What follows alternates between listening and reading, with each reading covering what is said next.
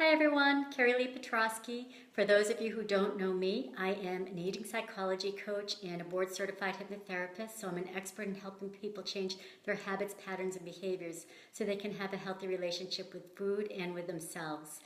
I want to talk to you today about why you should lose your scale, why the scale is not your friend. So many of my clients come in and they are obsessed with the scales. They're weighing themselves, not just monthly or weekly, but daily, and sometimes several times a day. And you may find that you're doing this yourself, where you're just basically kind of addicted to that scale, and that scale is dictating how you feel about yourself and dictates how your day should go. If that number isn't magically matching what you want it to match, it can ruin your day. But also, if it is the number that you want, then that sets your day up for what you think is going to be success. But that is not what should be setting your day up for success. You should be ready to embrace every day, regardless of what the scale says. And the scale isn't the best indicator as to how you're doing with your weight loss efforts. How you're feeling, how your clothes are fitting are the best indicators. As you're trying to take off the weight, your body weight is going to fluctuate and your body composition is going to fluctuate. People sometimes weigh themselves several times a day, and your weight will fluctuate throughout the course of the day.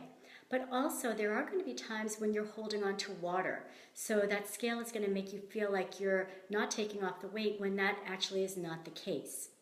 And so many people will say to me, well, as I'm telling them that their body compositions will change, they're telling me, well, muscle weighs more than fat.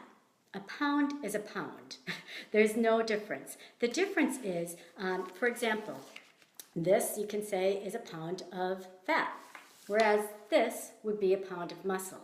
So it's just the way, it's more condensed when it happens to be muscle than fat.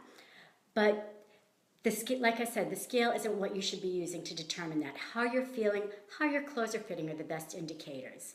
I've had clients who've come in, that one woman in particular, she came in, she was so excited because her pants fell off at work. Not that she was excited that her pants fell off at work, but she was so excited because her clothes weren't fitting her the way they used to. And then she got on the scale and it showed that she had only taken off half a pound, and she let that deflate her whole mood. When the truth of the matter is her body was changing for her. I had another person who came in and he was so excited because he was down 2 belt notches.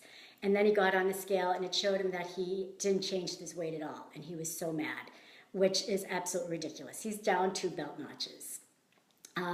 So how you're feeling, how your clothes are fitting are the best indicators.